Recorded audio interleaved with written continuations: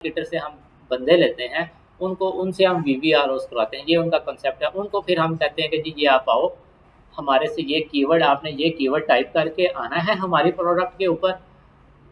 VVR उसका concept ये है, वेरी वेरी रियल ऑर्डर।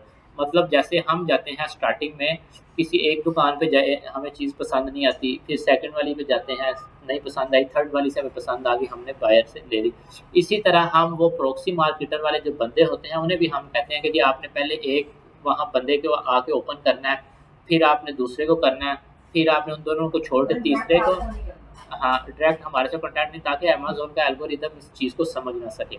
उसको यही लगे कि ये बंदा ऑर्गेनिकली आया, खुद से आया है। तो अगर अमेज़न को ये चीज़ का पता चल जाता है हम रिव्यू कॉल कर रहे हैं, तो अमेज़न बहुत सख्त एक्शन लेता है इसके ऊपर भी।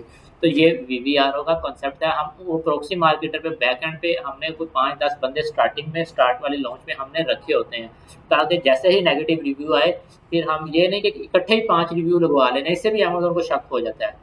हम क्या करेंगे, एक दिन एक से ले लिया, 2 दिन फिर अगले दिन 2 से ले लिया, फिर अगले दिन 3 से ले लिया। इस तरह गैप के साथ करके ले लेंगे, मतलब गैप के साथ रिव्यूज़ लेंगे। ये कॉन्सेप्ट क्लियर हुआ? Ad ranking checking. Ad ranking checking मैंने आपको बताया कि आपने जब एग्जैक्ट मैच टाइप में अपने कीवर्ड को टारगेट करना है, रैंकिंग के लिए जब यूज़ करना है, तो आपने उसका एड रैंक चेक करना है, वो आपकी प्रोडक्ट कहाँ पे शो हो रही होगी। जितना आप उसके ऊपर बिड हाई लगाएंगे, जितनी आप ज़्यादा स्पेंडिंग करके उसको मतलब टॉप के ऊपर शो करेंगे, उतना आपका जल्दी कीवर्ड रैंक होगा। और आप अगर देखें, अगर आप टॉप के ऊपर शो कर रहे हैं, तो आप अज्यूम कर सकते हैं आपकी प्रोडक्ट फर्स्ट पेज पे आए। अगर आपने बिड ही कम लगाई है, आपकी प्रोडक्ट का एड रैंक सेकंड पेज पे शो हो रहा है, तो तब आप एज्यूम करें अमेज़न आपकी प्रोडक्ट को सेकंड पेज के ऊपर रैंक करेगा। अगर आप सेकंड पेज के ऊपर रैंक है, इट मीन्स कि आपके पास बहुत कम सेल है, लोग सेकंड पेज पे बहुत कम जाते हैं। ज़्यादातर तो वो कोशिश करते हैं टॉप 5 से खरीद लेते हैं, जो उससे कोई हो थोड़े से ज़्यादा, वो टॉप 10, टॉप 20, इससे नीचे नहीं आते। हमारा जो रैंकिंग की हमारा होता है, जो फर्स्ट नंबर पे हम करते हैं, वो हमारा जो मकसद होता है, वो सबसे पहले फर्स्ट पेज पे आना होता है। फर्स्ट पेज में आने के बाद हम टॉप 20 के अंदर आते हैं, टॉप 20 के बाद टॉप 10 के अंदर अपनी पोजीशन बनाते हैं, फिर आहिस्ता आहिस्ता और ऊपर आते जाते हैं।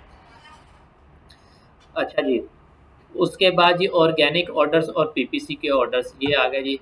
ऑर्गेनिक ऑर्डर्स आपने देखना है, ये हम हमेशा एग्ज्यूम करते हैं जब आपकी कोई 2 माह की स्टेबल हो जाती है लिस्टिंग, मतलब स्पेंडिंग कर लेते हैं, कीवर्ड्स रैंकिंग हो जाती है, तो ये आपने ज़हन में रखना है हमारे 70% जो ऑर्डर्स हों वो ऑर्गेनिकली हों। पीपीसी के ऊपर जो आपके ऑर्डर हों वो 30% हो। अगर आपके 30 या मतलब 60-40 का कर लें आप, या 70-30 का कर लें, ये आपने रखना है। उसके बाद एक लेक्चर है हमारा पीपीसी स्केलिंग का। वो पीपीसी स्केलिंग का कल हम डिस्कस करेंगे कि हम अपनी पीपीसी की स्केलिंग करते हैं किस तरह। वो मैंने आपको बताया था, वो हम हमेशा 2 माह के बाद करते हैं। पहले 2-3 माह के अंदर तो आप स्पेंडिंग फेज़ में होते हैं, ब्लीडिंग फेज़ के अंदर आप पैसा बहा रहे होते हैं पानी की तरह, तो तब आपको ए कोर्स के साथ या इन चीज़ों के साथ नहीं होता। तब आपने जस्ट कन्वर्जन और सीटीआर को देख के, अपने कंटेंट को देखते हुए आपने सेल लेनी होती है। आहिस्ता-आहिस्ता जैसे-जैसे लिस्टिंग आपकी स्टेबल होती जाती है, वैसे-वैसे आप वहाँ पे मतलब उसको करते जाते हैं।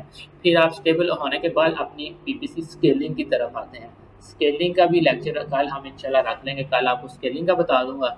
उसके बाद फिर हमारे ये मतलब मैक्सिमम टॉपिक्स कवर हो जाएँगे। कोई छोटे-छोटे कोई इक्का-दुक्का टॉपिक्स रह जाएँगे, वो साथ-साथ ज़रूरत पड़ेगी तो आपको बता दिया जाएगा। बड़े जो हमारे सारे टॉपिक्स थे, वो मेन जो थे, जो चीज़ें करने वाली थी, वो हमारी यही हैं।